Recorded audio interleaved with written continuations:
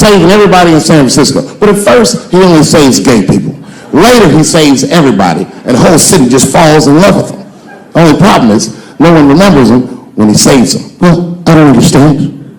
Why wouldn't they remember him? I said, because, dummy, he's gay. He keeps changing his outfit. People come up with him. Thanks for saving mister.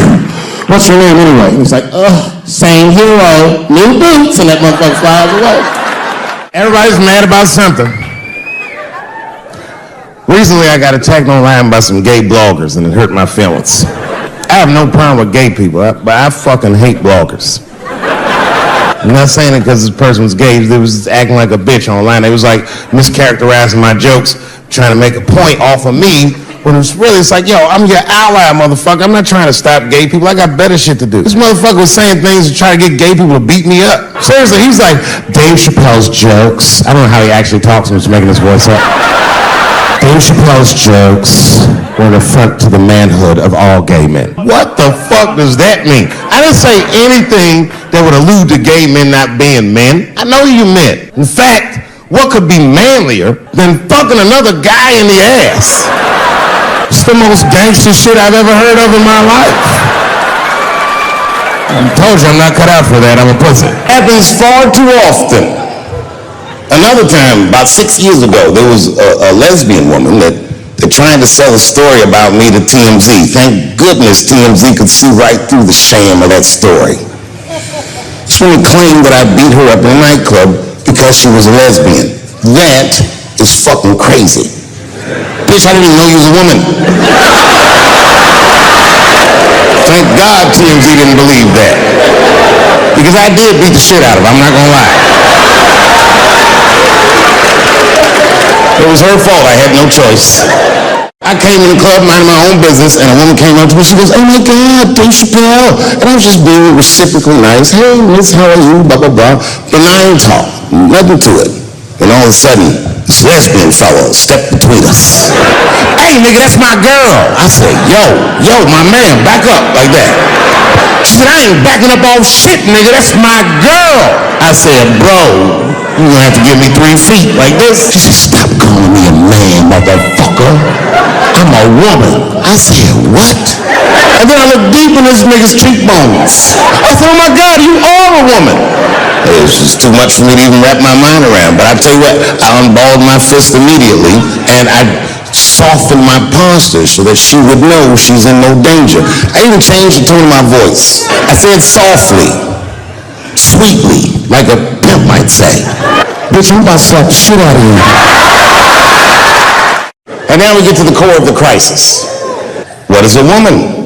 What is that in this day and time? Is there even such thing as a woman or a man or anything? Seems to be a question nowadays. Now listen, women get mad at me. Gay people get mad at me. Lesbians get mad at me. But I'm going to tell you right now, and this is true.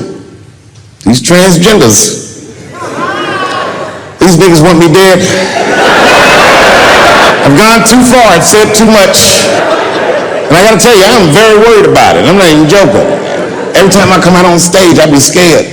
I be looking around the crowd, searching for knuckles and Adam's apples to see where the threats might be coming from. A nigga came up to me on the street the other day. He said, careful, Dave, they after you. I said, what? One they or many theys? Gay people have a hard time doing that recently. Here we go. Here comes the deep water. No, recently I've noticed that. I noticed that with that Manny Pacquiao controversy. Yeah, no, it's now in the gay community's defense. Manny Pacquiao said some outlandish shit about gay people. Very, very not nice things that I won't repeat, but there was biblical verses and some analogies to animals. Wasn't a good look. Nike took his shoes immediately, which I thought was a little harsh. A little harsh. You know what I mean?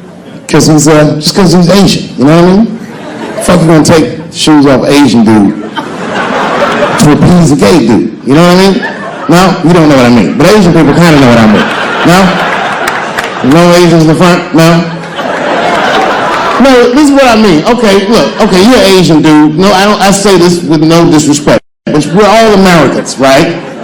And we can agree that America has a huge body count all over the world, but nowhere more than Asia. Literally, if you look at history, recently, we have bombed the masculinity out of the entire continent. We dropped 2 atomic bombs on fucking Japan, and they've been drawing Hello Kitty and shit ever since. There's a lot of lady boys in the wake of our bombs.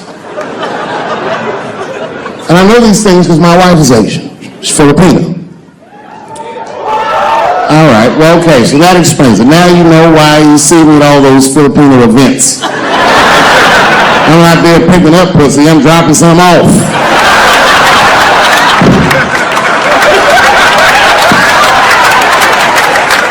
I take my wife to all that shit. I took my wife to see Pacquiao fight Mayweather. We sat ringside, okay?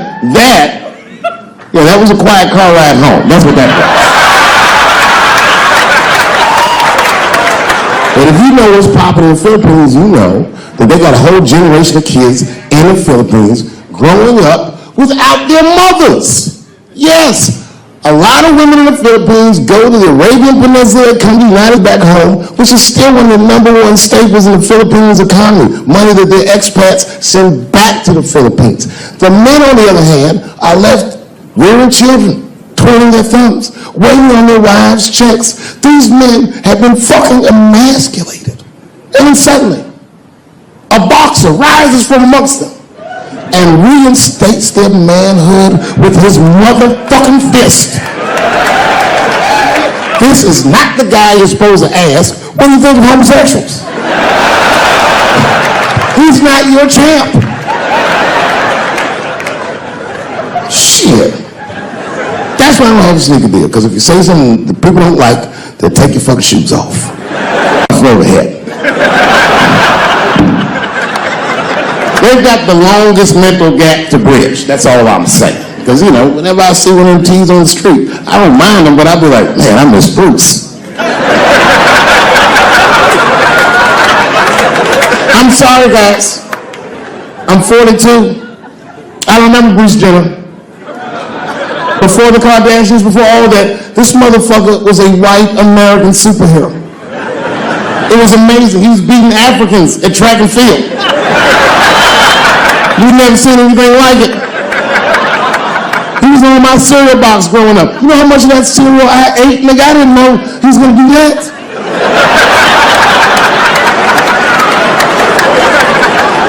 I knew before you guys knew. I heard things on the street in Hollywood. You used to be out, see people. Hey, what's up, Kanye? Right along face? Nigga, you'll see. Got 2 mother-in-laws now. And when I heard he was going to do it, I was scared. I didn't think the public was ready. I didn't think the media was ready. And you know what? I was wrong. Never seen anything like it. Welcome to the world, Caitlin. So long, Bruce. Hello. Somebody called me a nigga in traffic last Wednesday. It's so long, it takes a minute.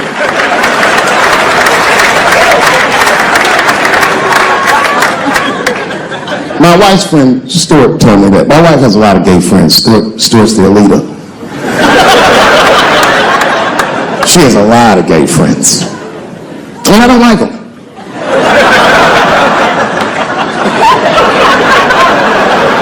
Not because they're gay, I'm just judging them on the merits of their character. They're just not nice dudes. They're fucking rude house guests. They're sitting on my couch, giggling with my wife, eating my motherfucking macaroons.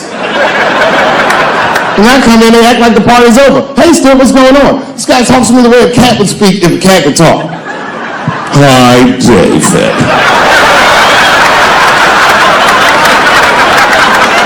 Steve, what's all the beef, man? What's going on?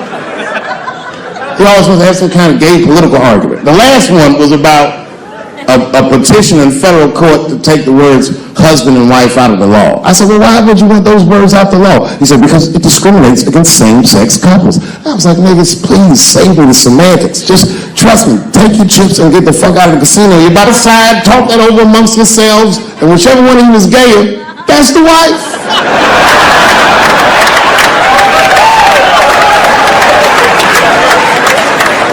No, Stuart didn't like that. Stuart educates me about this movement, you know what I mean? I didn't even know shit about it. He told me it's called LBGTQ.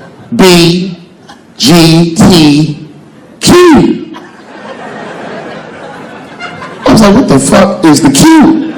Does that even make sense, Q? Turns out Q is like the vowels. That shit is sometimes Y. For gay dudes that don't really know they're gay. You know what I mean? Like prison fags. You're like, well, I'm not gay, nigga. I'm just sucking these dicks to pass the time. I'm not G, I'm Q. Ugh.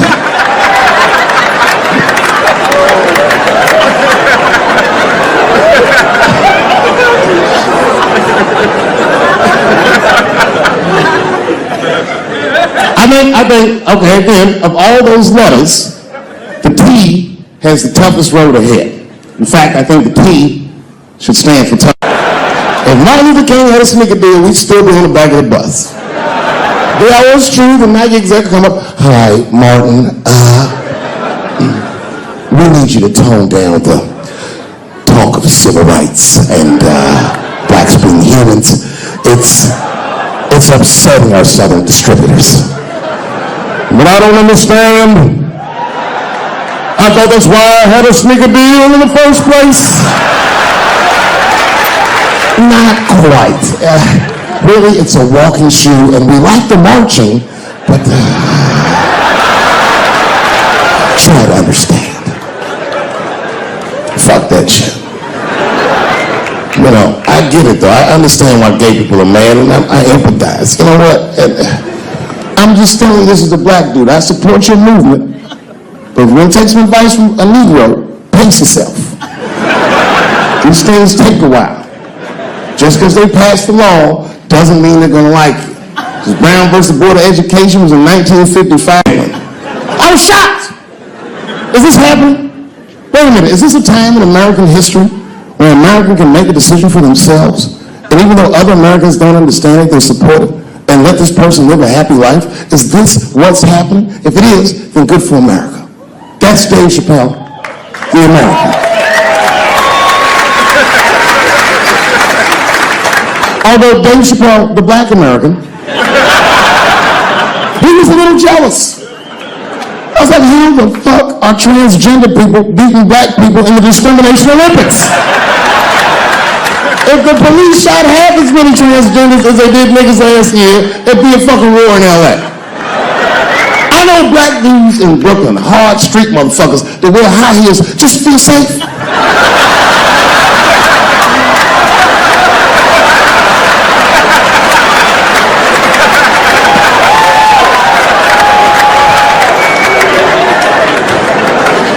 Transgenders are gangsters. I used to do business with a transgender in Hollywood. Man, everybody would be scared of her in the boardroom. She'd walk in there, newly minted woman, high heels, purse. Yeah.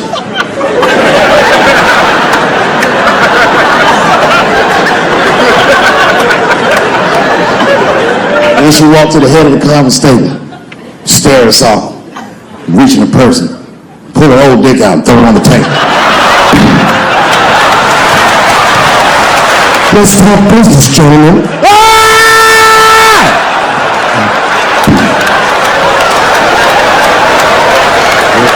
So it's scary as fuck. If your best friend pitched that to you, you'd be horrified. Yo, nigga, let's go to the hospital and cut our dicks off and make pussies out of them shits. What? Can't we just get matching jackets or tattoos or something? Shit, that's what you want to do. It's only one way to find out, nigga. Woo, tang, bow, bow. Let's go to the club and trick niggas into fucking us, yeah.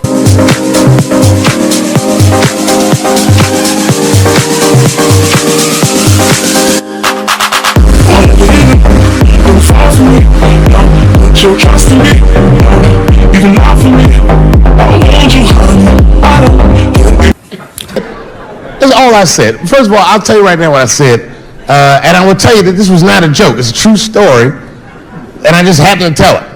All right, what happened was I went to a gallery party. All right, I don't know who in here has ever been rich before, but these are very nice parties. You know, wine and cheese and ball of conversation.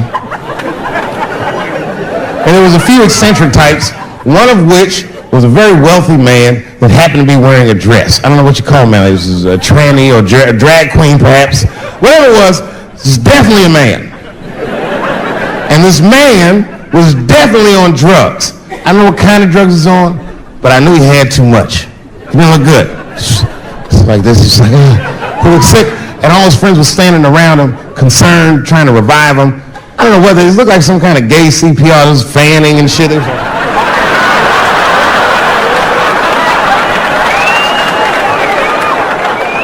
I saw all this from a distance. Now, I should have minded my own business, but I got curious. I was like, oh. And I went over there. All I said, excuse me, gentlemen, is he okay? And then they looked at me like I was evil. She is fine. I said, word? Oh. I'm sorry, I didn't know this is what we were doing. Here's my thing. I support anybody's right to be whoever they feel like they are inside. I'm your ally in that. However,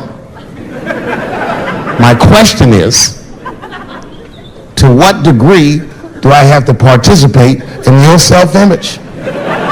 Is it fair that I have to change my whole pronoun game up for this motherfucker? That doesn't make sense. Seriously. If I put on an Argyle sweater and I'm like, hey everybody, I feel like a white guy in this sweater and I want some goddamn respect and a bank loan, that's not gonna work. Give a fuck how I feel. Why should I give a fuck how you feel? Nigger is a pronoun. Well, there was no time for a philosophical debate. This was an emergency situation. I said, fine. Sorry, guys. I was just worried because she looks terrible. And she just fell off the bench. Appears that her dick is popping out of her dress. Not if I call an ambulance, champ. I'd rather not be at a party where a tranny will be. There's too many questions to answer.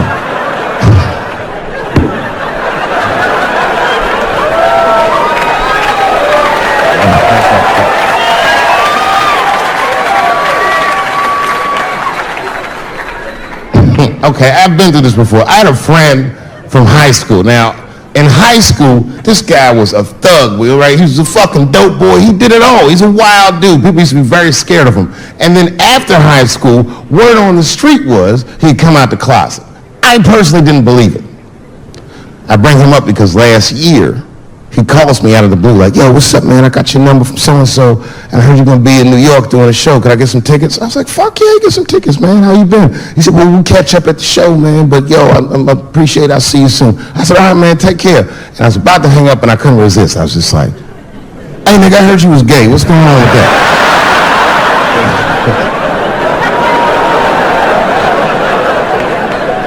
And I wish I didn't ask, because he sounded like he was dying to talk about that shit. And he had a long story about it. And it's not that I didn't care, but I was, I don't like talking on the phone. I was watching TV at the same time. So I just wasn't really paying attention like I should. But I was trying to sound supportive, but I didn't really know what to say. So I was just like mumbling shit throughout this conversation. I was like, nigga, you gay, man. You just gay. Like,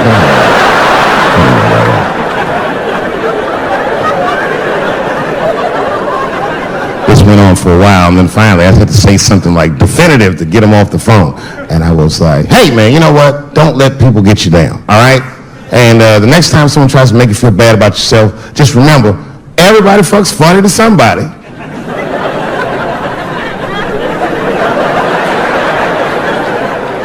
He didn't like that shit. He's like, what the fuck does that mean? I said, huh? He said, you saying I fuck funny, motherfucker? I said, no, that's not what I'm saying. I'm saying everybody's different. He said, you ain't say different, nigga. You say it funny. What's so fucking funny about the way I fuck? And I said, hey, man, I fuck feet. He said, what? Oh, this is not a joke, ladies and gentlemen. I get women to squeeze their feet together like this, and I fuck them right in that little space in their feet. But you can't build a community behind that shit. There's no flag for us. That shit made him laugh. And the next day, after the show, I saw him backstage. He was like, yo, what's up, man? I'm like, oh, shit, what's going on? And he had his buddy with him. He goes, Dave, I want you to meet Manuel. Manuel's my fiance. We're in New York getting married because it's legal here. I said, well, congratulations, fellas. And Manuel was like, gracias. And he went to go get some drinks.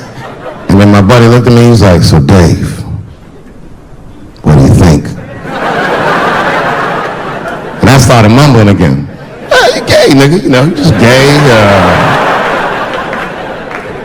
He said, yeah, I'm a little nervous about getting married, man. It's a big step. I said, yeah, it is. It's a big step. He said, well, you've been married for a while. You got any advice for us? No, I'm married to a woman. Sorry about that. And he corrected me. He said, no, you married the person that you love. So it's essentially the same. I said, you know, man, the problem with that statement is that it makes the assumption that I love her. But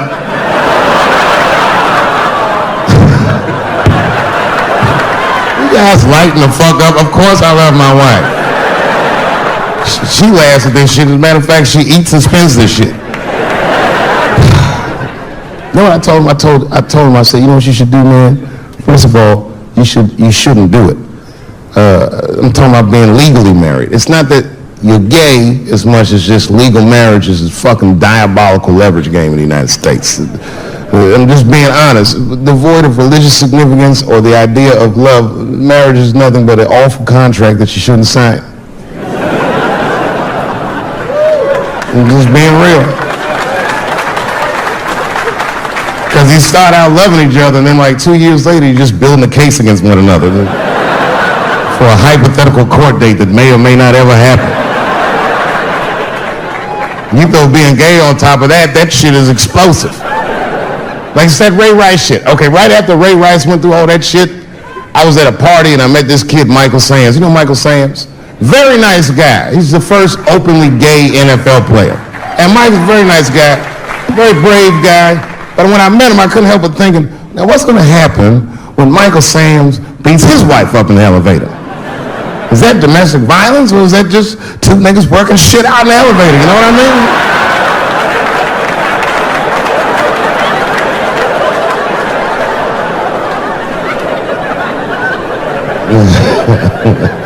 Anyway, I give all married men the same advice, gay or straight.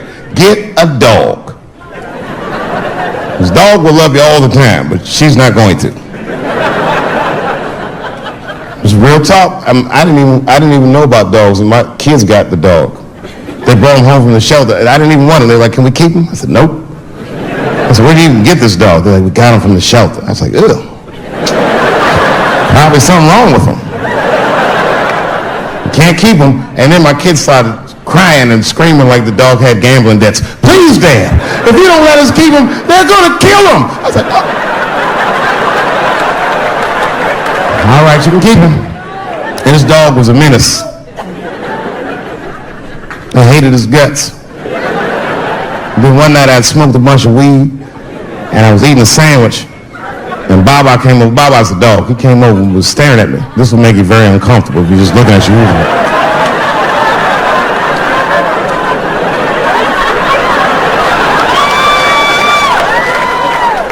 I had to give him a piece of my sandwich so he'd go away. And that's how we became friends. Now, if you see me walking down the street with Baba, I ain't got no leash or nothing. He walks right next to me. If I stop, he'll stop. And if I go, he'll go. And all my friends are like, "Yo, Dave, that shit is dope. How you train Baba to do that shit?" I've never trained Baba. Just a messy eater.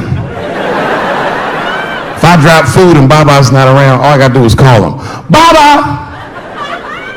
He was a black dude's dog, so he didn't come right away. He peeks first to see what's going on.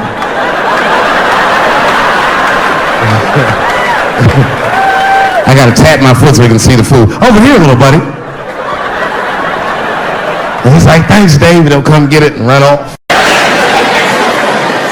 But I didn't know that if you're defending your home with a shotgun, the formula dictates that you're supposed to buy both boxes. This was not a formula that I was familiar with. It goes like this: the 6 shots in 12 gauge shotgun. So when you load the gun, you load it like this: first shot, bird shot; next shot, buck shot; third shot, and then after that, Guns Jamaican. Buckshot, buckshot, buckshot.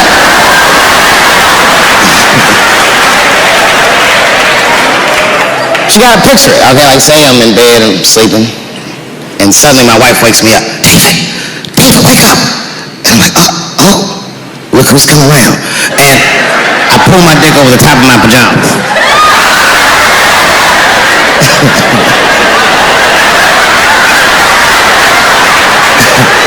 And she says, no, I hear something. I go, oh, this bitch. So I get up out of bed, grab the gun. I say, wait here, baby, I'll go check it out. Just lock the door behind me. Oh my God, she's right. Right there in the kitchen is a heroin-addicted white, and he's digging through the change job by the door. I worked really hard for that change. I gotta do something. So first, I wrap the shotgun. Hey, motherfucker, click-clack. That's a test. That click-clack sound will stop a rational human being in their tracks. But sure enough, this person is not rational. They're sick on drugs. They're digging in the change. I gotta act fast. This nigga's almost got $1.50. I warned you, birdshot. And there it goes. Hot BBs will permeate his yellow heroin skin. Remember, I'm not killing him. I'm just peppering him up nice. He lets out a heroin scream.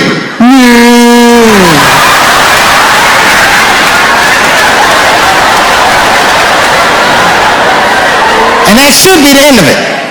But, I miscalculated. While he's on the ground screaming, I noticed that his teeth are horribly miscolored. That's not heroin at all, is it? That's crystal meth. He pops right back up unscathed.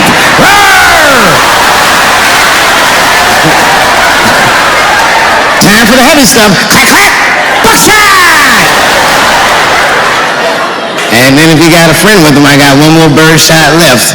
Then I repeat the cycle. After that, nigga, it's slugs for everybody. And I'll be in a kitchen full of dying heroin addicts, saying stupid heroin last words. You shot me, bro. It hurts, man. It hurts. The last words are always the dumbest words. Why is your dick out?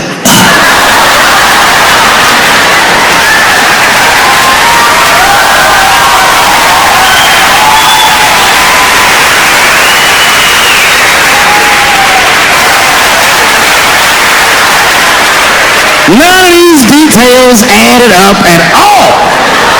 He said he walking down the street in Chicago and white dudes come up to him and say, hey man, aren't you that faggot nigger from Empire? What the fuck? Does that sound like how white people talk? I know white people. They don't talk like that. Are you that faggot nigger from Empire? They would never say that. It sounds like something that I would say.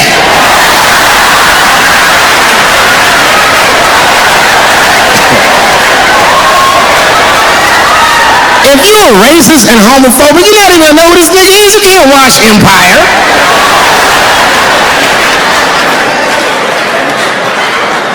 Black people never feel sorry for the police, but this time we even felt sorry for the police. Can you imagine if you was a police veteran taking this kid's police report? Okay, Mr. Smouillet, please tell me what happened. All right, 2 a.m. You left the house at 2 a.m. It's minus 16 degrees. All right. You were walking. All right.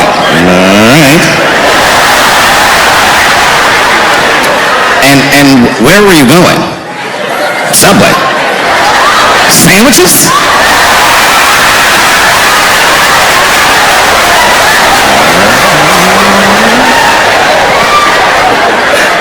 That's when the men approached you? Did you see them? You have any? Okay, what do they have on? MAGA hats! MAGA hats on in Chicago? Excuse me 1 second, Mr. Smouillet. Frank, come here for a second. Find out where Kanye West was last night.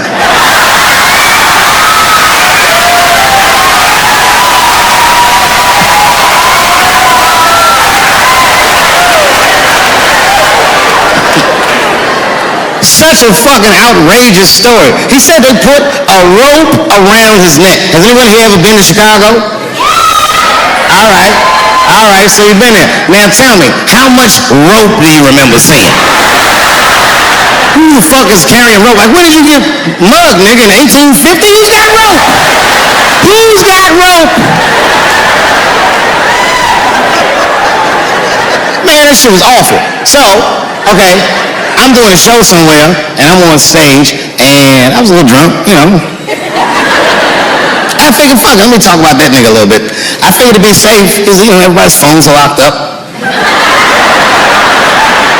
And I went in on this kid. I was talking all kinds of shit. Now, I didn't know that there was a journalist in the audience. And unfortunately for me, that motherfucker took impeccable notes. He told everybody everything I said. He was even putting the jokes in the headline. The headline said, Dave Chappelle says he wants to smash a dollhouse over Juicy Smouye's head.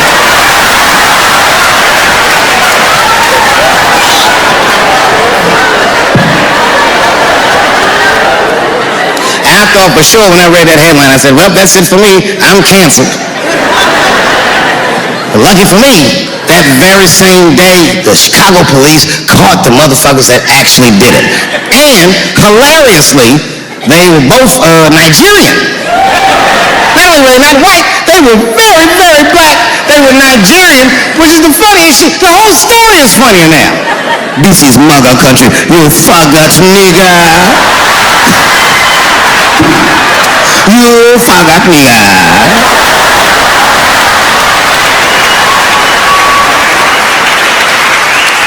If you're in a group that I made fun of, then just know that I probably will only make fun of you if I see myself in you. I make fun of poor white people because I was once poor.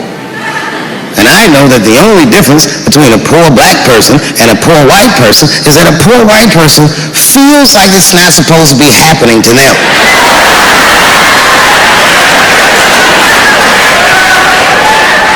Everything else is the same. I know what it's like to have a cold house. I wasn't allowed to touch the thermostat growing up without asking my father. And it would be fucking freezing in the house. I'd be like, Dad, please, can I please turn the heat up to like, I don't know, 32, nigga? It's really cold. And my dad would say, just put more clothes on, David. Got all three of my outfits on, nigga. When you look at me, I'm freezing up here. And he said, just don't think about how cold you are, David. And I said this, I didn't say it to him, but I said it in front of him so he could hear. I said, I fucking hate being poor. And my dad got really upset.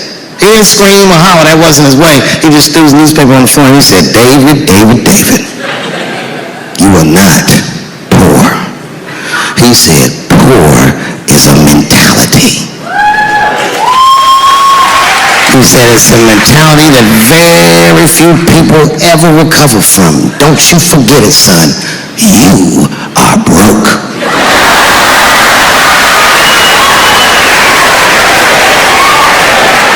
He said, these are just financial circumstances that I hope to overcome one day very soon. And I said, well, Dad, whatever you want to call this, it's wildly uncomfortable. There was a big dance coming up in the middle school. I was 12 years old. I said, Dad, can I go to the dance? He said, of course you can go to the dance. I want you to get out and meet some more kids. I said, great. It costs $3 to get in. And my dad said, ooh. Sorry, son. I don't have it. I said, what the fuck? You don't have $3? Well, then how are we alive, Dad? I wish I found some way out of this hell. I'd do anything to not be poor. I will show Michael Jackson my anus if I get a chance. I just gotta get out of this hell. Dad said, if you want to go to the dance bad enough, I tell you what, there's some money in the change jar, get the money from there. I was 12 years old, that's what I did. I showed up to the dance early. There's a long line of kids waiting behind me while I'm at the door trying to count out 300 pennies to get inside. I will never forget this shit as long as I fucking live. Oh man, you know, if you've been poor, you know what that feels like. You were shamed all the time. Feels like it's your fault. And all them kids was laughing, ha ha ha, look how poor Dave Chappelle is. Like when I think back at it, that's really the only time in my life that I ever thought to myself, I should kill everybody at school.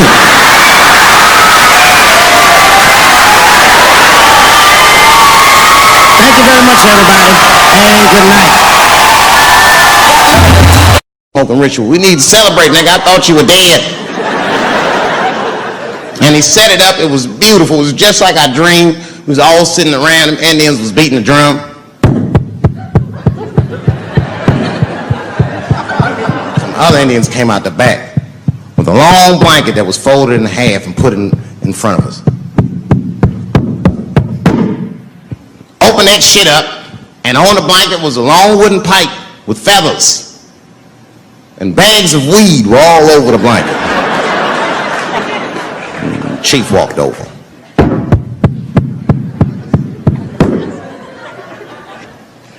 The big ones are 50. The little ones are 25. And these are 10.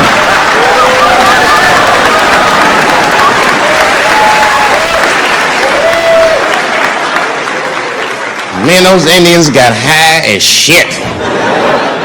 I was baked. I told the chief, he was talking, I cut him off. Time out, chief.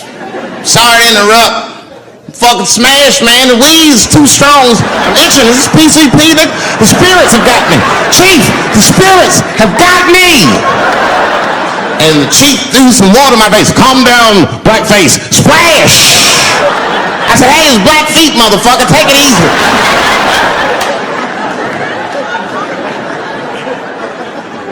Black feet. You're welcome to stay amongst me and my tribe for the night until the spirits leave you. And they gave me my own teepee to sleep in, which sounds nice. I personally felt like it was a little fucked up, you know, because they all had houses, man. It's like, why can't I sleep with y'all in the house and watch TV? Like, I can't be on this grass all night.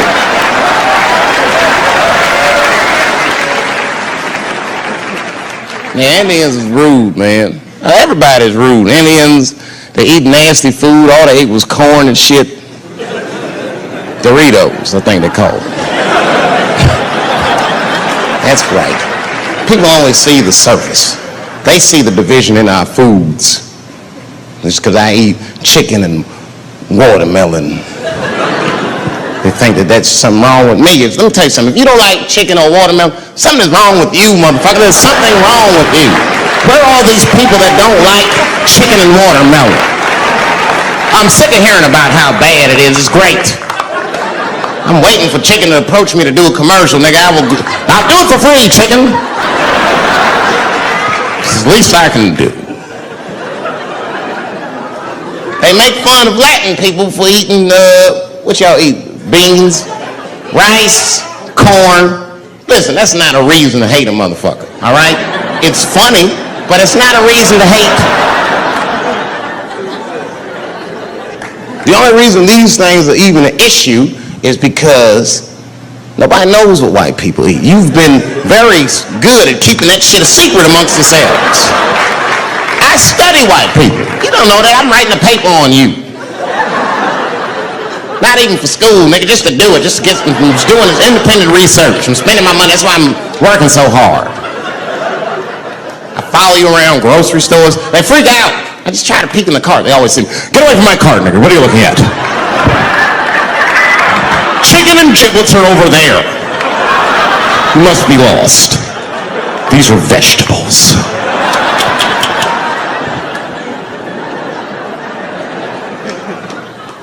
I know what you drink. See how quiet it got? Grape juice. Surprise, motherfuckers, you didn't know I knew about grape juice, did you? Oh, don't play dumb with me. A lot of black people don't have the privilege of knowing about grape juice because they have grape drink. It's not the same formula that you get. Ain't no vitamins in that shit. You might have one of your black friends over. Todd, would you care for a glass of grape juice? What? Nigga, what the fuck is juice? I want some grape drink, baby. Oh, it's purple. I don't think I know what a grape drink is. What? I have some apple juice if you want. What the fuck is juice? I want some apple drink. Scream.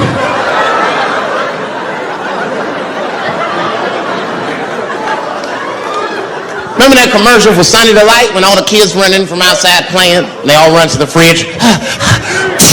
All right, I got some purple stuff, some Sunny D. As soon as you say Sunny D, all the kids go, yeah! Watch the black kid in the back. If you ever see that commercial again, look at that black kid. He'll be like, I want that purple stuff. That's drink, nigga. It's drink. They want drink. I want all them vitamins, nigga. I want drink. Sugar, water, purple. That's the ingredient. Sugar, water, and of course, purple. It's too fucking much. I got a lot of things to talk about tonight. First of all, I've stopped smoking weed. With black people, you didn't let me finish, motherfuckers. Goddamn. I'm sorry, black people, to break the news so publicly, but I can't smoke with you anymore. Every time I smoke weed with my black friends, all you talk about is your trials and tribulations. I'm sick of that shit. I got my own problems. Nigga, it's a waste of weed. I'm smoking weed to run away from my problems, not take on yours. From now on, I smoke weed exclusively with white people. Calm down, motherfuckers. You win by default. You got good weed conversation. All white people talk about when they get high is other times that they got high. I can listen to that shit all night. Dude, remember at Frank's last week? It's fucking smashed, man. And catalogs everything they drink. 2 shots of Jaeger, tequila, 4 bong hits, man, beer, cheeseburger. That shit is great. The only bad part is you cannot pass out around white people. Every time white dudes pass out around each other, they always do some borderline gay shit when the guy's asleep. Frank fell asleep, so he stuck a carrot in his ass and put shaving cream on his balls. Why, motherfucker? Why would you do that to a friend of yours? He trusted you enough to sleep around you, gonna put a carrot in his ass? Is that nice? I tell you right now, if I put a carrot in a black dude's ass, a nigga will kill you when he wakes up for some shit like that. That is an automatic death sentence on the street. It's a rap for you. I'm gonna kill that motherfucker. I thought y'all was friends, baby. What happened? I fell asleep at his house, right? We was drinking, and I fell asleep at his house, and while I was sleeping, right? I'm just gonna kill that motherfucker, all right? That's all you need to know. And fuck carrots. But everybody's getting along. I see that shit. I see it all around. Blacks and whites don't fight so much. You know who don't have no beef with anybody is Asian people. I see how y'all be doing. Y'all just lay in the cut. All people Asian people beef with is other Asian people. Like if you call a Korean guy Chinese, I've done this. They'll flip out, hey! What make you think I'm Chinese? I am Korean! I look Chinese. Yes, motherfucker, you do look Chinese. That's why I said it. It's an accident. Nigga, to the untrained eye, you all look Chinese to me. It's a mistake. I'm not trying to offend you. Some people say all black people look alike. We don't get bent out of shape. We normally just call those people police. Okay? Just learn to live with it. That's all I can tell you. Everybody's afraid of police now. I'm scared to death of these police. I am, nigga. I got a police scanner. First money I got, this is the first shit I went out, bought me a police scanner. I just listen to these motherfuckers before I go out, just to make sure everything's cool. You hear shit on it. Calling all cars, be on the lookout for a black male between 4'7" and 6'8". Staying in the crib tonight, fuck that. Gotta work on that alibi for a minute. Every black person needs an alibi. I do them impromptu joints. If I'm by myself and need a house, I'll just open up the windows in the apartment, turn all the lights on, start beating off right in the window. Look at me. Hey, everybody, look, it's me, Dave Chappelle, crazy, I'm jerking off. Note the time, motherfuckers. It's 2:35. Look at me. I'm jerking off in the window. 2:35. Comedian Dave Chappelle is June 10th. Note the time.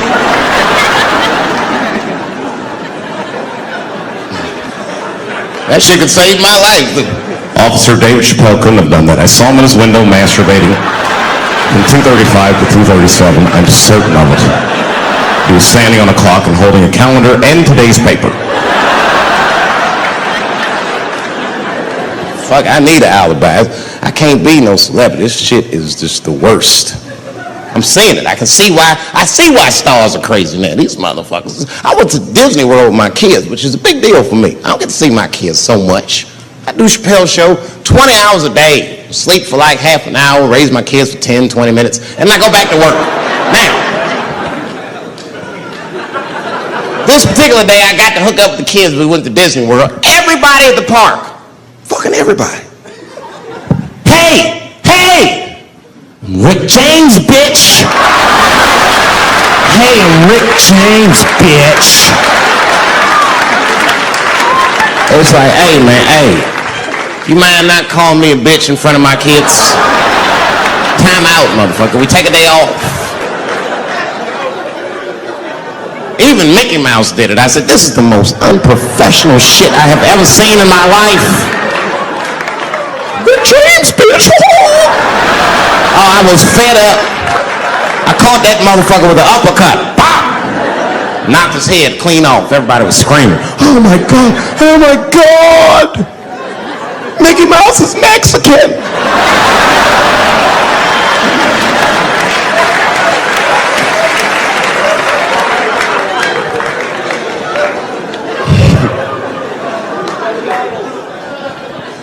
I had a terrible time in Disney World. Disney World is like a whole nother country anyway. They got their own currency. That shit is ridiculous. As soon as I check in the hotels, welcome to Disney World, Mr. Chappelle. Can we interest you in some Disney dollars? Nah, man, I'm cool. You can't buy weed and pussy with Disney dollars. Like, I'm on vacation. I like them greenbacks. You know what I'm saying? It's the kind of money people spend. People is very particular about that. I saw that. That was one of the main stories from the war. Was the first big thing we did was they said, now that Iraq has been liberated, we have managed to take Saddam Hussein's face off of the money.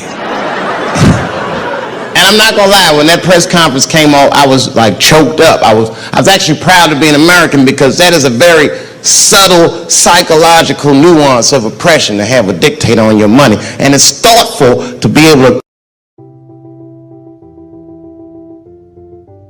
My wife's friend, Stuart, told me that. My wife has a lot of gay friends. Stuart's their leader.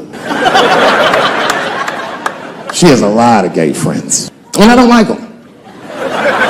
Not because they're gay, I'm just judging them on the merits of their character. They're just not nice dudes. They're rude house guests. They're sitting on my couch, giggling with my wife, eating my mother macaroons. And I come in, they act like the party's over. Hey, Stuart, what's going on? This guy talks to me the way a cat would speak if a cat could talk. Hi, David.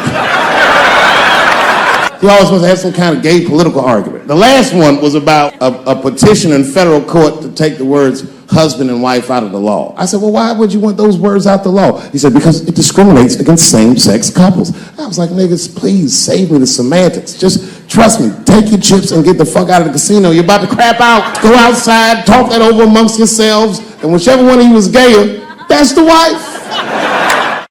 I've never seen somebody in an office so high with the most just basic fucking solutions. We should not let any more Muslims in the country till we can figure out what's going on. Did he just say, figure out what's going on? Who doesn't know how to do basic math? Let's count it out. It's been 17 mass shootings in the United States. 4 of them were done by Muslims. None of those 4 Muslims were from any of the 7 countries in your stupid ass original ban.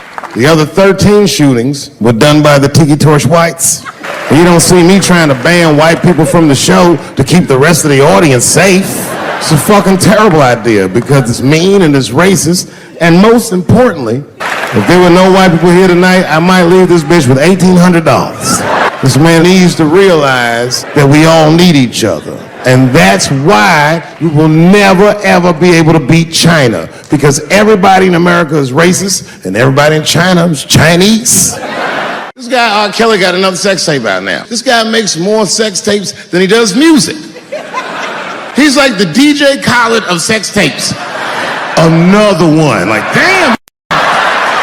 The new one's so bad that they didn't even show it. 16 times the girl's age was mentioned. Isn't that crazy? This motherfucker is an idiot. He was fucking her like, yeah, this is the best 14-year-old pussy I've ever had in my life. And she was like, you like this 14-year-old pussy? He's like, oh yeah, I love this 14. I'm like, man, you need to shut the fuck up. You gotta give your lawyer something to work with. You're supposed to be on the tape like, this is the best 36-year-old pussy I've ever had in my life. And then your lawyer gonna be like, Your Honor, clearly my client thought that this woman was 36. As he mentioned some 16 times in the tape. They gonna know you lying though, you know what I mean? Everybody knows no such thing as good 36-year-old pussy. It is wild, bro. Where you from, man? Where you from? New York. You from, what, Manhattan? Brooklyn. You are from Brooklyn, aren't you?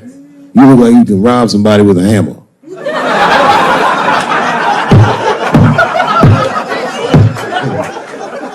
Brooklyn niggas rob you with shit they find around the house. I just got stabbed with a toothbrush. This nigga must be from Brooklyn. I'm fucking around. I think, okay, again, of all those letters, the T has the toughest road ahead. In fact, I think the T should stand for tough road ahead. They've got the longest mental gap to bridge. That's all I'm saying. Because, you know, whenever I see one of them T's on the street, I don't mind them, but I'll be like, man, I miss Bruce. I'm sorry, guys. I'm 42. I remember Bruce Jenner. Before the Kardashians, before all that, this motherfucker was a white American superhero. It was amazing. He was beating Africans at track and field. We've never seen anything like it. He was on my cereal box growing up. You know how much of that cereal I ate? Nigga, I didn't know he was gonna do that. I knew before you guys knew. I heard things on the street in Hollywood. You know, you just be out, see people. Hey, what's up, Kanye? Why the long face? Nigga, you'll see. Got two mother-in-laws now. There was a big dance coming up in the middle school. I was 12 years old. I said, Dad, can I go to the dance? He said, of course you can go to the dance. I want you to get out and meet some more kids. I said, great. It costs $3 to get in. And my dad said, ooh, sorry, son, I don't have it. I was like, what the fuck? You don't have $3? Well, then how are we alive, Dad? Dad said, if you want to go to the dance bad enough, I'll tell you what, if there's some money in the change jar, get the money from there. I was 12 years old. That's what I did. I showed up to the dance early. There's a long line of kids waiting behind me while I'm at the door trying to count out 300 pennies to get inside. I will never forget this shit as long as I fucking live. Oh, man, you know, if you've been poor, you know what that feels like. You were shamed all the time. Feels like it's your fault. And all them kids was laughing, ha, ha, ha. Look how poor Dave Chappelle is. Like, when I think back at it, that's really the only time in my life that I ever thought to myself, I should kill everybody at school.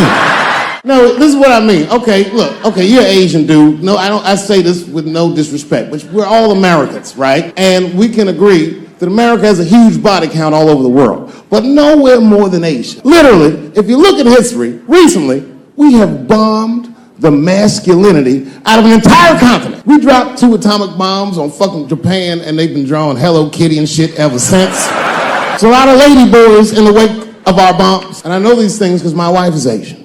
She's Filipino. All right, well, okay, so that explains it. Now you know why you see me at all those Filipino events. I'm not there picking up pussy, I'm dropping some off.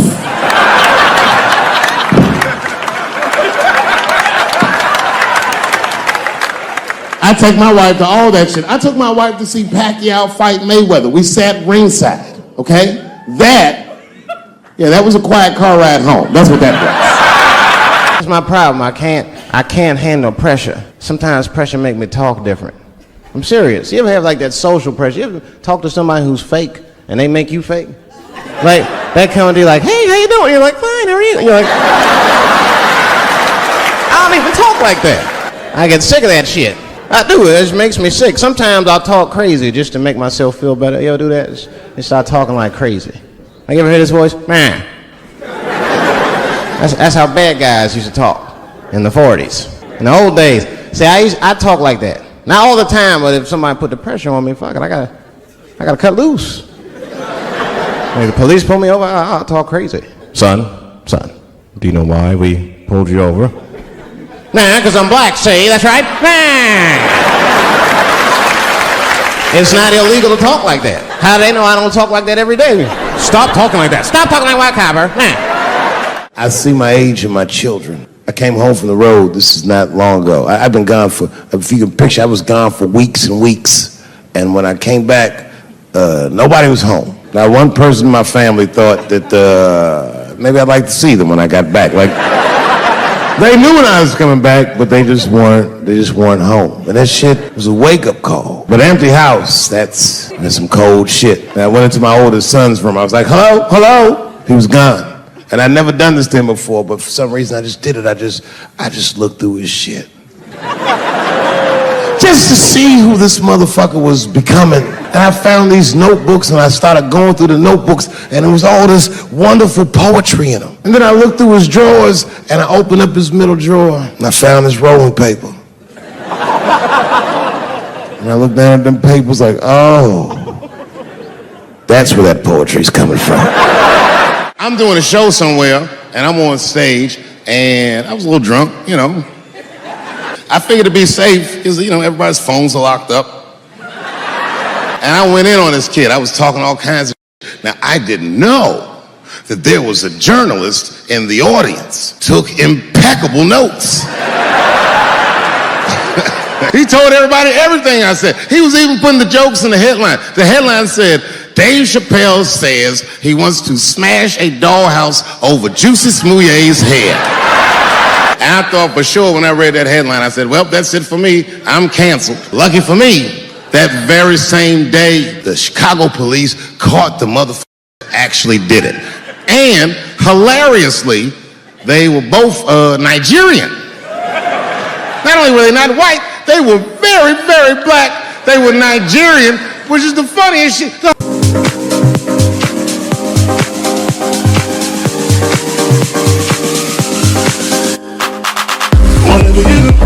Don't fall for me, don't put your trust in me, don't even lie for me. I want you, honey, I don't get it. Because this body of work that I've done on Netflix, I'm going to complete.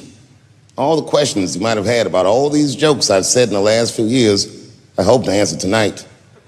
And I'd like to start by addressing the LGBTQ community directly.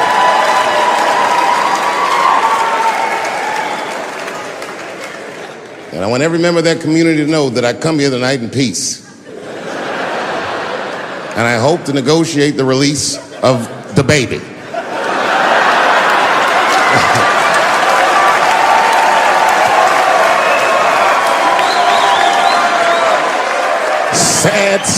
Sad story.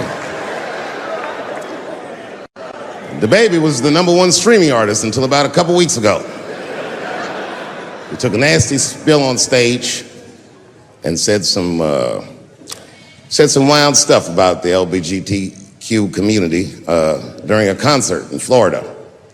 Now, you know I go hard in the paint, but even I saw that shit and was like, God damn, the baby. Ooh, he pushed the button, didn't he? He pushed the button, punched the LGBTQ community right in the AIDS. Can't do that. Can't do that.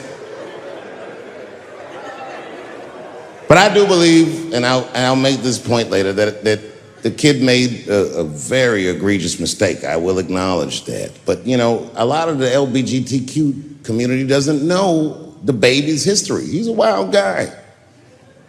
He once shot a nigga and killed him in Walmart. Oh, this is true. Google it. The baby shot and killed a nigga in Walmart in North Carolina. Nothing bad happened to his career.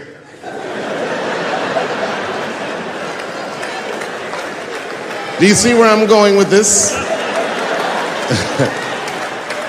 In our country, you can shoot and kill a nigga, but you better not hurt a gay person's feelings.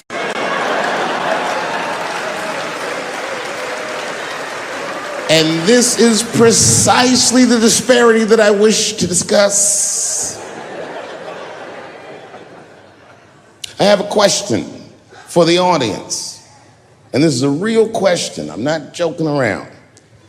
Is it possible that a gay person can be racist?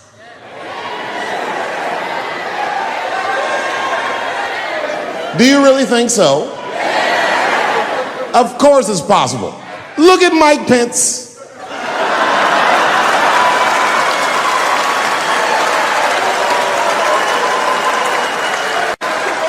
Ooh, I'm guessing, but I bet you he's gay. And he's not Pride Parade gay either. He's sad gay. Feel bad for him. He looks like one of them gays that prays about it.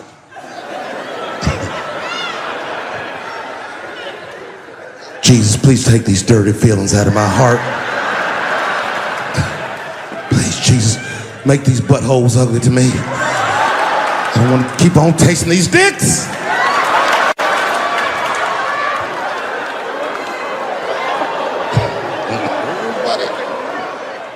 You guys are confusing the emotions. You think I hate gay people, and what you're really seeing is that I am jealous of gay people. Oh, I'm jealous. I'm not the only black person that feels this way. We blacks, we look at the gay community and we go, God damn it, look how well that movement is going. Look how well you are doing. And we've been trapped in this predicament for hundreds of years. How the fuck are you making that kind of progress? I can't help but feel like if slaves had baby oil and booty shorts, we might have been free 100 years sooner, you know what I mean? If Martin Luther King was like, I want everybody to get up on them floats, get your bodies good and shiny.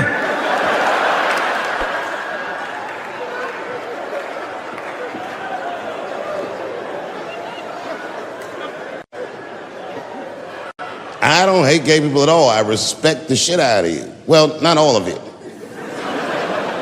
I'm not that fond of these newer gays. Too sensitive. Too brittle. Those aren't the gays I grew up with. I miss them old school gays, nigga. Them Stonewall niggas. Them the ones that I respect. They didn't take shit from anybody. They fought for their freedom. I respect that shit. I'm not even gay. And I want to be like a Stonewall nigga. Them old school gangster gays, them glory hole niggas, them the ones I like.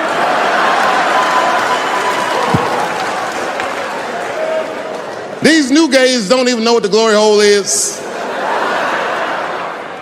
It's a hole in the wall the gay contractors built. You wanna know why they put that hole in the wall? I'll tell you, and there's no nice way to say it. Because when they wanna have some fun, they will put their penises in that hole and hope for the best. I respect that shit. There's a lot of courage on both sides of that hole, nigga. I'm not even gay, and I want to try that glory hole out.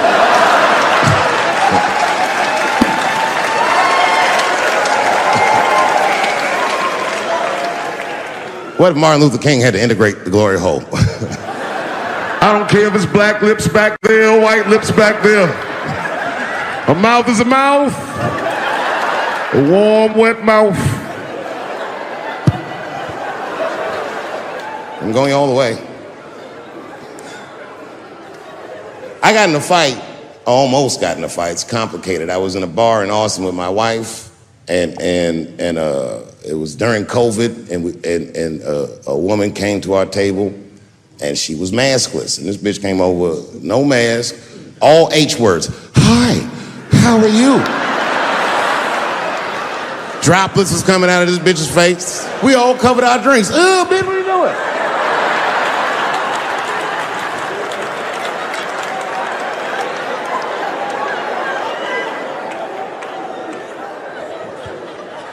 Now, I looked over at the table that she came from, and I peeped game. The men at the table were filming me. This happens when you're famous. People will come over and try to rattle your cage and get you to say something stupid or dumb so that their buddies can film it and they get a video of you embarrassing yourself. And clearly, I said, this is what's happening. And these dumb motherfuckers thought that it was my first rodeo.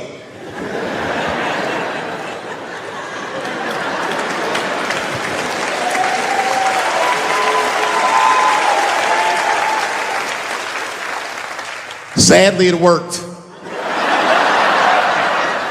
I ran right over there. I pointed right in the camera. I said, you's a bitch-ass nigga for doing this to me.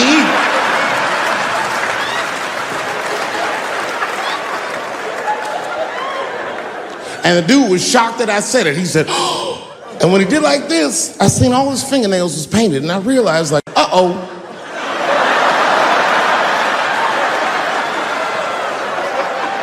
This fella's gay. Now, you know how I talk. I call everybody a bitch-ass nigga, you know what I mean? But that's not a right thing to do if they're gay, you know what I mean? And now I was in trouble. And not only that, the motherfucker was huge. He stood up. He was towering over me. He must have been 6'5", a big, white, corn-fed, Texas homosexual. This nigga was ready to fight. And he started barking on me, but I stood my ground. I wasn't scared. How could I be scared? This motherfucker's shirt was tied up in a knot like this. Oh, fuck this guy. Let's go, nigga, let's go. I thought we were gonna come to blows. I was ready. And then, right when you think we would fight, guess what he did? He picked up his phone and he called the police. And this thing I'm describing is a major issue that I have with that community. Gay people are minorities until they need to be white again.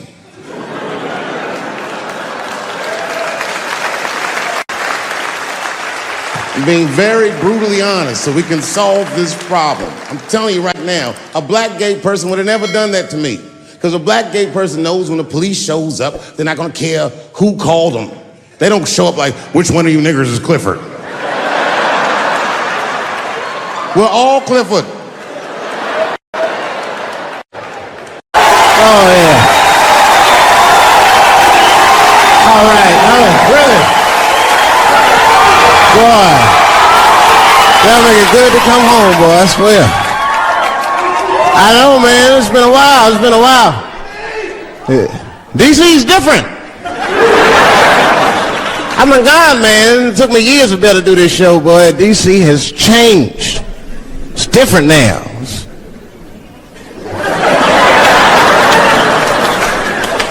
There's a lot of white people walking around, isn't there?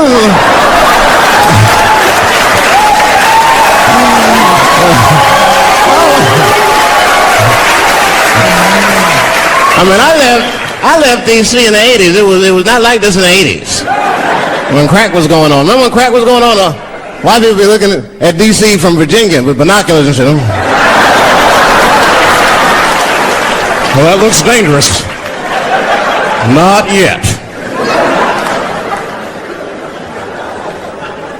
New white people. You can't scare these white people.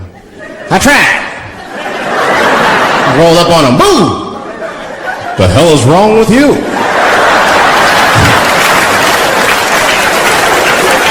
Those days are over. I'm glad that, like we're doing a show here by Howard, and you see like white people come out, and that's good. One thing I'm seeing, every group of brothers should have at least one white guy in it. I'm serious, for safety. Because when the shit goes down, somebody's going to need to talk to the police.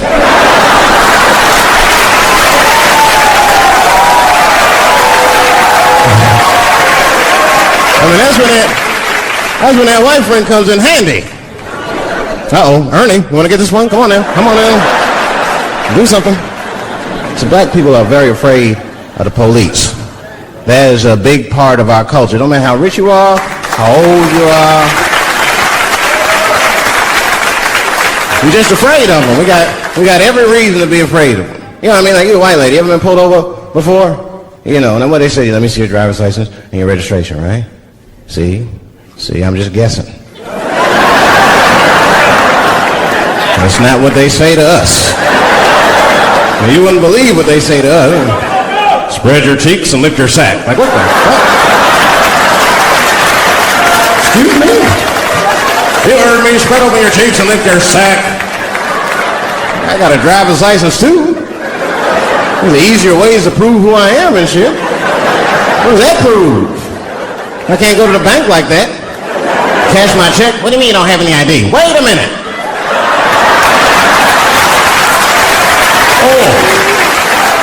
Oh, I'm sorry, Mr. Chappelle. Right this way. Why didn't you spread your cheeks in the beginning? Scared of them.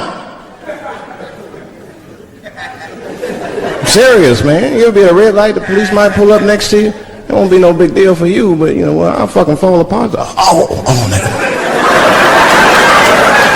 Oh, don't look over there.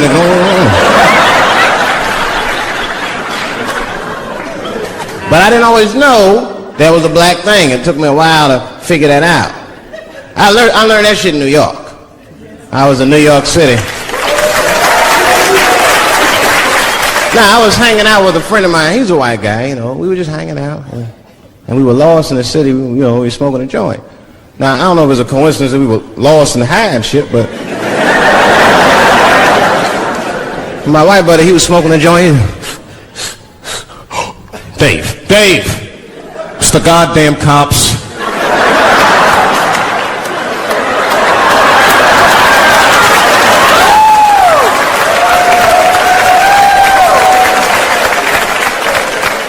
I'm gonna ask him for directions.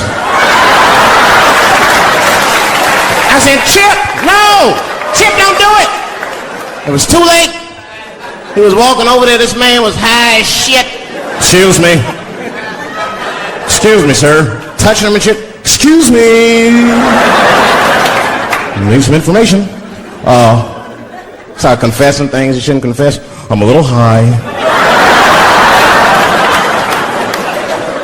All I want to know, which way is 3rd Street? The cop was like, hey, take it easy.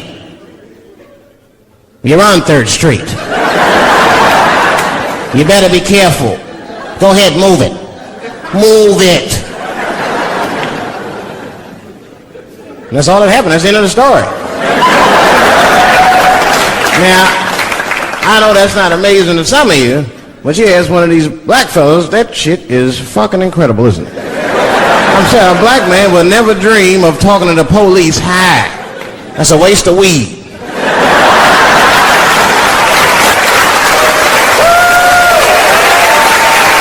Serious.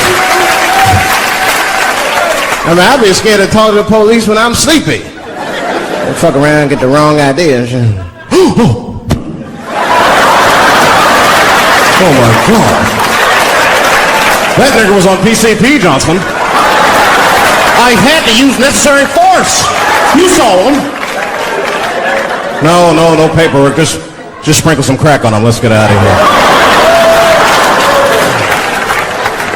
That's how it is. But at the time, I didn't think there was anything racial about it. I was just like, man, Chip, you got fucking lucky. You better be careful. But then another time, me and Chip are driving. Now, I'm not driving. Chip is driving, and he's driving a little crazy. He'd been drinking. Now, I don't like to let my friends drive drunk, but, you know, I was smoking a joint. I couldn't really say shit to the guy.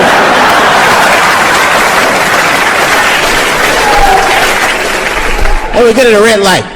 We stop at a red light, and a car pulls up next to us, and I'll never forget it. Chippy looks at me, he's all drunk, and she's like, Dave, I'm gonna race him.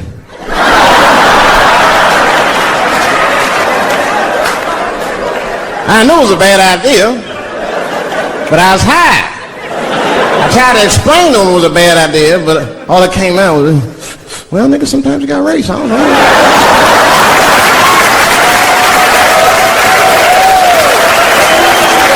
Man, that light turned green and Chip took off, zigzagging and shit so no one could pass me. The other car didn't even know he was racing.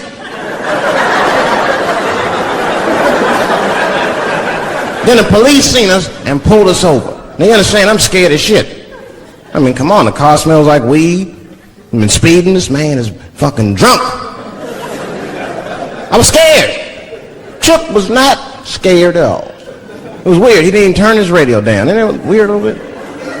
I mean, if you get pulled over, wouldn't you turn your radio down? Nobody want to get their ass beat to a soundtrack and shit. You know what I'm saying? Chip had the music blasting. We're not gonna take it.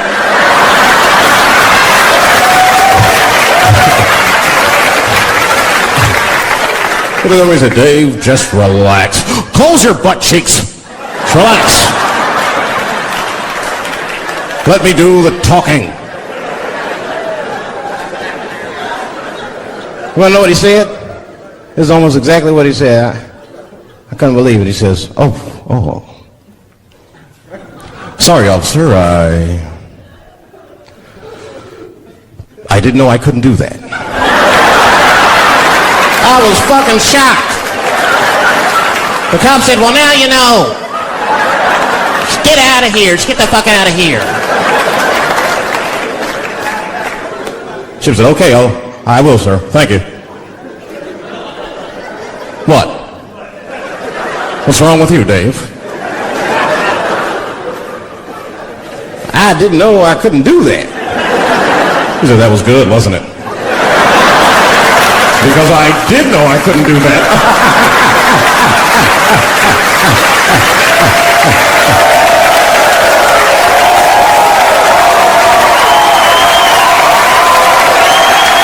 I was shocked. I wasn't shocked at the audacity of it. I was just shocked because I would have never thought to say that. I don't think any black dude would think to say that because they know we know the law. Every black dude in this room is a qualified paralegal and shit. He knows the law. And if one of us even start to do something wrong, an old black man will pop out of nowhere. Nigga, don't do that. That's 5 to 10. Watch out. So we know the laws and the penalties. Guy Chip didn't even know he couldn't race. I'm not saying I don't like police. I'm not saying that. I'm saying I'm just scared of them. Nothing wrong with that. Sometimes we want to call them too. Somebody broke into my house once. It's a good time to call them, but I don't know. The house is too nice. It ain't a real nice house, but they never believe I lived in it. Oh, he's still here. Oh my God. Open and shut case, Johnson. I saw this once before when I was a rookie. Apparently this nigger broke in and hung up pictures of his family everywhere. Well, let's sprinkle some crack on him and get out of here.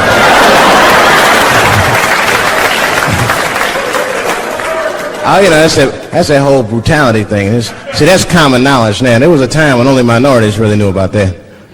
I'm not going to say white people didn't believe us, but you were a little skeptical. You were a little skeptical. I mean, I don't blame you. And then Newsweek printed it, he knew it was true. And then the Newsweek white people were like, oh my God. Honey, did you see this? Apparently the police have been beating up Negroes like hotcakes. It's in the May issue. I mean, really, how could you know, though? How could anyone else know? You know. I mean, maybe you should have seen something a little suspicious. Don't you think it was like a little suspicious? Just a little suspicious? Every dead black person the police find has crack sprinkled on them. I mean, come on, man. Come on, man. Who gets shot and sprinkles crack on themselves? Nobody would do that. Bam! Oh!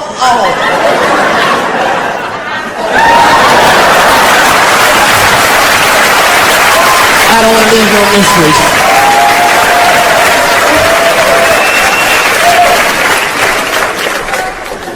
I'm a paranoid guy, you know, that's how I am. I'd be scared to call 911 for anything, even if it's like a fire or anything. Because they tape those phone calls.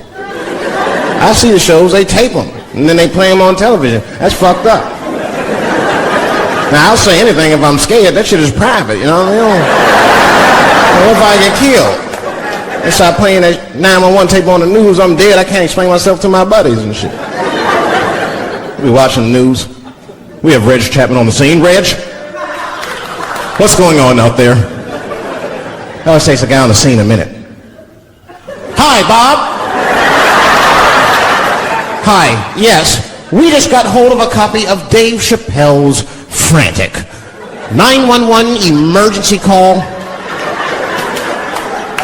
Remember, viewers, some of this language is disturbing.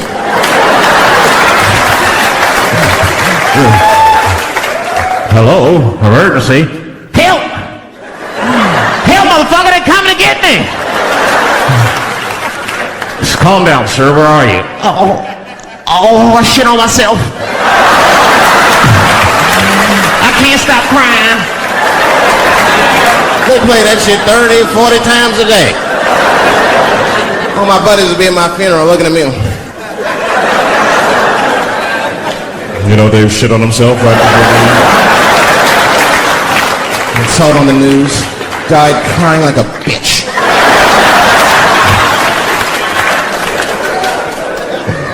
I'll be dead. I can't defend myself. That's not a nice thing to do. That's not a nice thing to do. I mean, it's a 911 tape. How do they expect you to sound? Of course you're going to be scared. It's an emergency. There's nobody calls 911 cool and relaxed. That shit would sound ridiculous. Hello, emergency. Hi. Hey, 911, how are you? Yeah. Look, there's a group of hooded white men gathering outside of my house, and it looks like they mean business. Get out here, nigger! I gotta go. You guys try and hurry.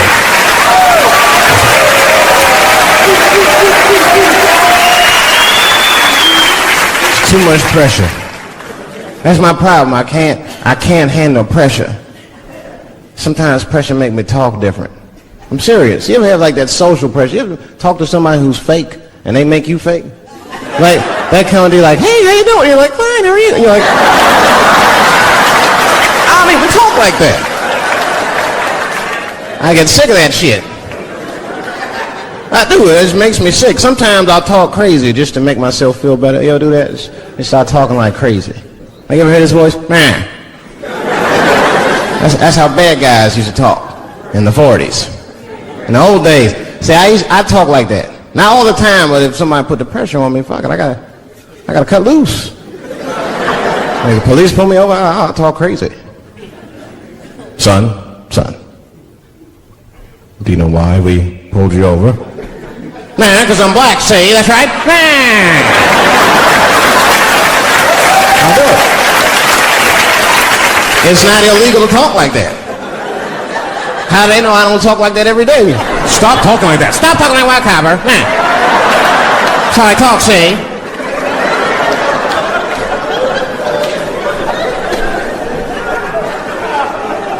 You gotta make life interesting like that, because the shit is flimsy. Life is flimsy. You think you're gonna live forever, you ain't not gonna live forever. It's dangerous out here. We know what's going on. I travel now, you know. I used to think DC had the roughest ghettos in the country. Nah, nigga. I have seen some shit now. Oh, there's some rough areas outside of DC. Yeah, everybody should go to the ghetto. I was taken to the ghetto one time. That's the worst. When you get taken and you're not expecting to go. You know, usually you want to know when you're going to the ghetto, like, I'm going to see some wild shit. I got to prepare myself. I'm going to see something crazy. When you're taken, it's different. I had a limousine driver. It was after a show. It was late at night. It was like 3 in the morning. I had a limousine driver. He was a nice guy talking to me and shit. Oh, hey, where you from, dog? DC? Word? That's a rough city, man. And his cell phone started ringing. Hold on 1 second. Hello? Oh, what's up, nigga? What? What the fuck? Slow down. What? What the fuck? No! Fuck that, nigga. Fuck it. I'm on my way.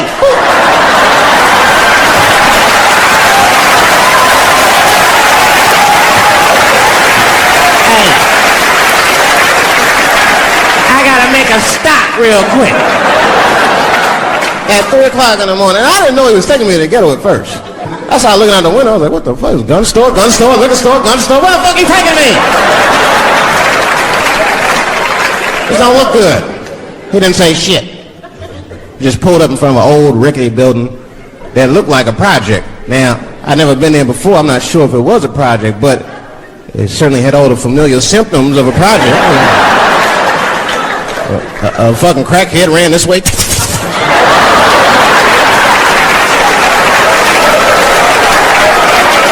And then another one jumped out of a tree and shit. And I said, I'll be right back. And left me. Took the keys with him and just left me. At 3 o'clock in the morning, in front of a project, in a fucking limousine. This was not good. I was like, man, I gotta look around and see if I can see some landmarks and figure out where I'm at. Might have to escape on foot. Now this is when I knew I was in a bad neighborhood. You only see this in the worst neighborhoods. Remember, it's 3 o'clock in the morning. It's 3 o'clock in the morning. I look out the window. It was a fucking baby standing on a corner.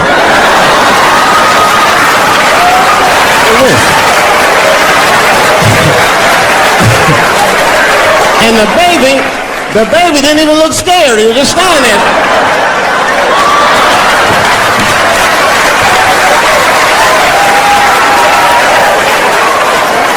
I mean, it made me sad. It made me sad, really. You know, because I wanted to help the baby. Well, I don't trust you either. I'm sorry. Click. Click. The old baby on the corner trick, eh? You're not gonna fall for that shit. Where's this limousine driver? You know, I start feeling bad. As time goes by, I start feeling worse. Like, man, what is wrong with me? What the hell's wrong? I'm scared of a baby. And this baby could be in trouble. He might need my help. I gotta do something. But I wasn't gonna get out the car. I'm serious, man. I just cracked the window a little bit. It was an old limousine. I could roll it down.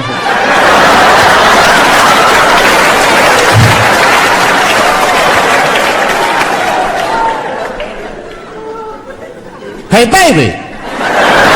Baby, go home, man. It's 3 o'clock in the morning. What the fuck are you doing up?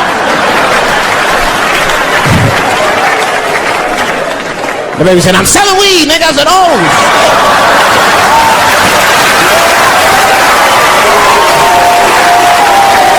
I wasn't expecting that.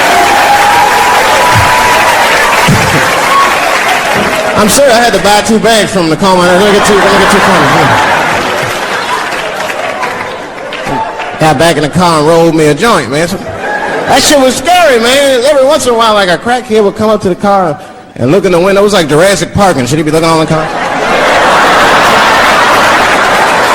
Hey, get out of here, cracky. That baby was still standing there, man. Then I started feeling bad again. Yeah, weed make you feel guilty sometimes, you know. Man, what is wrong with me, man? I have just bought weed from an infant. I can't condone this kind of behavior. What am I thinking? I can't let the fear ruin my morals. Gotta do something.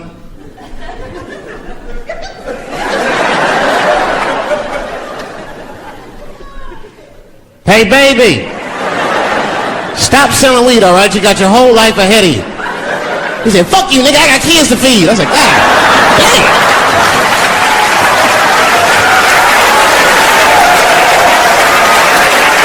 Sam. And just at that very moment, one of the crackheads was running across the street and got hit by a car. I know it was a hit and run. The police did it. That's all right. They sprinkled some crack on him and got back up.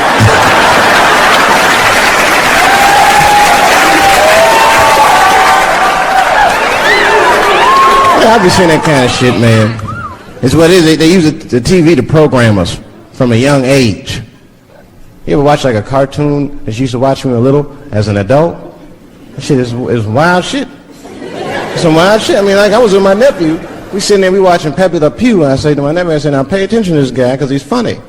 I used to watch him when I was little. And we watched the Pepe Le Pew, but I'm old now. I'm looking like, good God, what kind of fucking rapist is this guy? Like, take it easy, Pepe. My nephew was sitting there cracking up. See, sometimes you gotta take the pussy like Pepe. Like, no.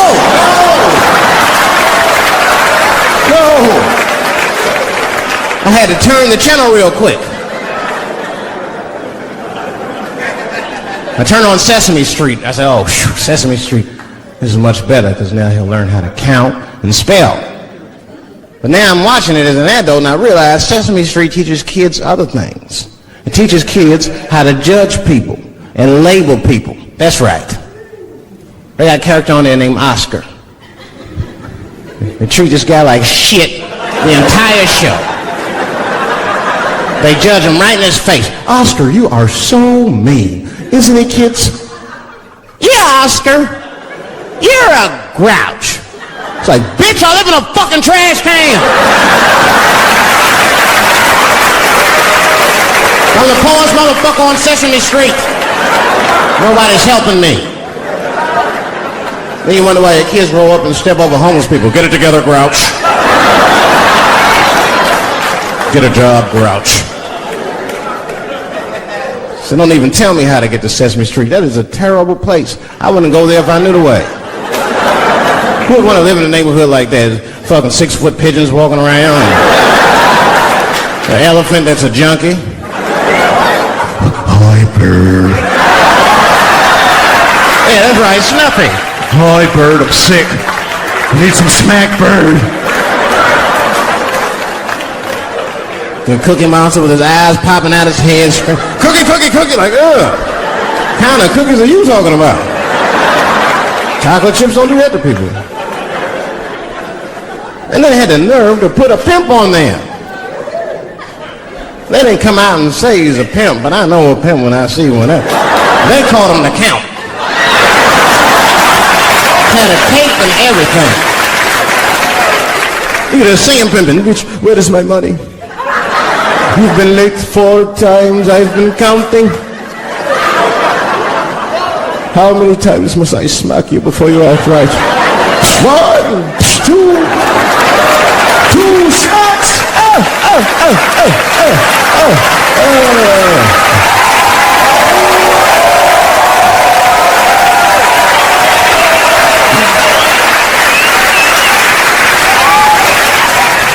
That's the thing, there's so much stuff to worry about. You know, the more you know, the more you don't know and shit. You know, like a lot of people be telling me, Dave, you know, you just gotta relax. The racism thing be bugging you too much. I be thinking about it. Sometimes shit'll happen. You know, a lot of black people can relate to this. Have you ever had something happen that was so racist that you didn't even get mad? You were just like, God damn, that was racist. I mean, it was so blatant. You were just like, wow. Like, you almost like it didn't even happen to you. It was like a fucking movie. That was like you was watching Mississippi Burning. Wow. That happened to me. I was in Mississippi. I was in Mississippi doing a show, and I go to a restaurant to order some food, and I say to the guy, I say, I would like to have, and before I even finish my sentence, he says, the chicken. What the fuck? I could not believe it. Could not believe that shit. This man was absolutely right. I said, how did he know that I was going to get some chicken? I asked him, I said, how you know that? How did you know I was going to get some chicken? He looked at me like I was crazy. Come on, buddy. Come on, buddy. Now, everybody knew as soon as you walked through the goddamn door, you're going to get some chicken. There's no secret down here that blacks and chickens are quite fond of one another. Then I finally understood what he was saying, and I got upset. I wasn't even mad. I was just upset. I wasn't ready to hear that shit. All these years, I thought I liked chicken because it was delicious. Turns out I'm genetically predisposed to liking chicken. So it's whack. I got no say in the matter. That guy ruined chicken for me. I'm scared to eat it in public. I don't. I want somebody to see me and say something. You know what I mean? Like you be eating some chicken.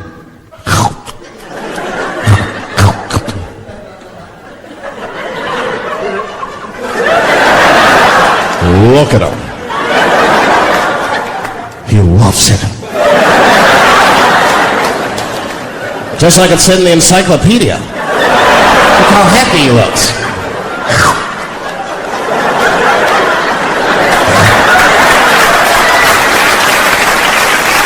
Sometimes it's a little bit too much to deal with. That show business be crazy. That's where the cultures really collide. Show business bring a lot of races together. Sometimes it works, sometimes it don't. This is one thing that happens that's funny. You know, sometimes I'll be on a business call, right? You know, like with a lawyer or something. You know, my lawyers be white, and like we'll be on a call, right?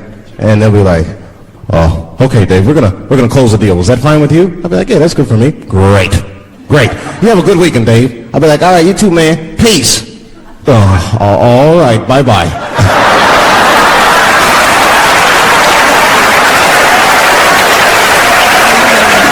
I don't know what to say, right? So sometimes I'll make up shit that's not even slang, just to see how they handle it and shit. If it's the same business, go, "All right, we're gonna close the deal. Is that fine with you, Dave?" "Yeah, sounds good to me." "Great. You have a good weekend, Dave." "All right, buddy. Zip it up and zip it out." Oh. All right. Zippity-doo-dah. Bye-bye.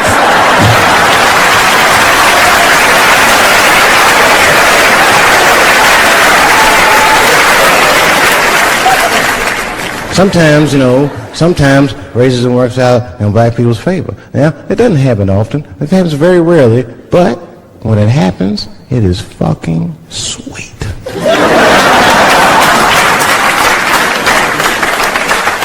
I'm serious. This one time racism saved my life, man. I was on a plane. I was coming from overseas, and I don't know how this guy got a machine gun on the plane, but he stood up, man. He said, "Everybody, get on the fucking ground! Nobody look at my face!" I started freaking out. Because he was Chinese, I was like, why is he talking like that?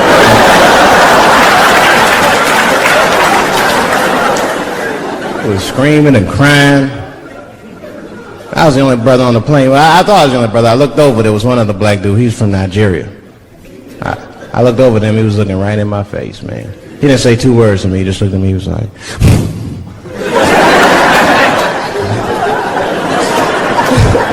He didn't need to talk, I knew just what he was talking about. I looked right back at him, I was like...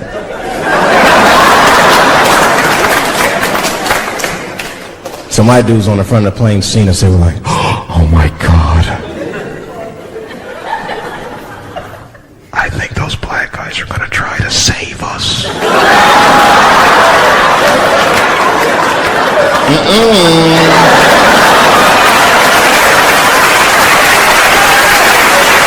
We were just communicating that we understood the situation.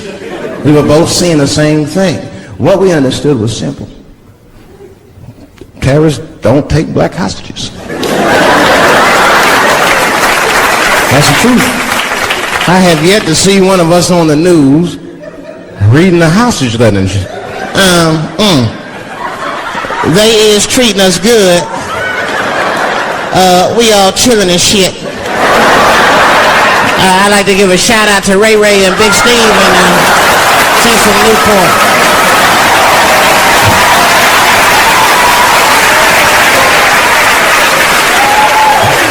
You're not gonna see it. And terrorists are smart. They know what they're doing there, you know. They terrorists. They know what black people's bad bargaining chips.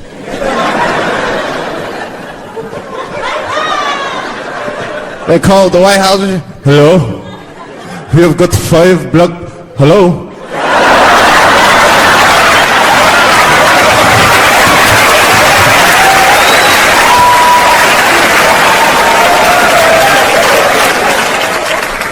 You'd be back in D.C. You know what I was thinking, man? This is an election year. I'm going to ask you, you're a white guy, do you know who you're voting for yet? Don't know, do you? Now, you see that?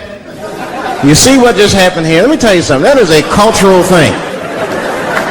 He knows who he's gonna vote for. He's just not gonna tell me.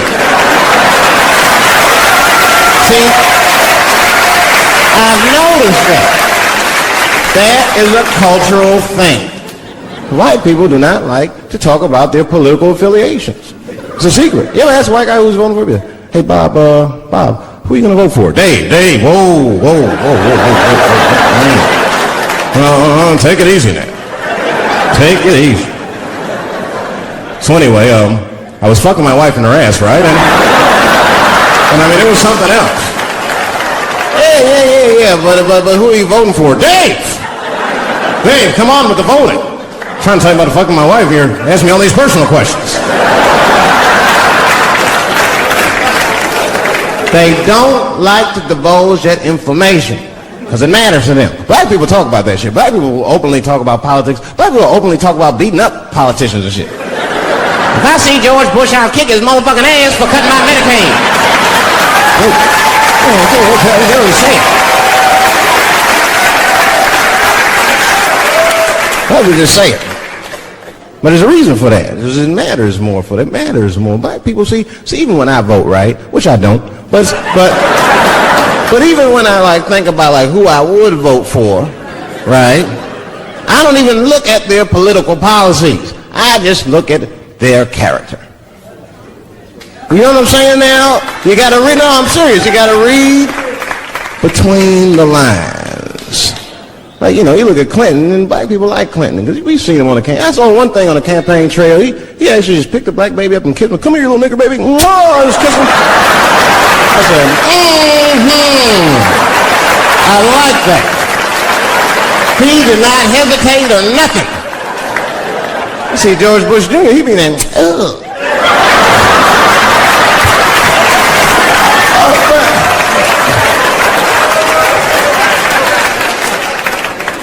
Like, say, I'd never vote for George Bush Jr., but I don't know George Bush Jr.'s politics. The only thing I know about George Bush Jr. is that guy sniffed cocaine. That's right. Now, listen, we cannot have that shit in the White House. That might be fine for a mayor, but goddamn it, not in the White House. Not in the White House.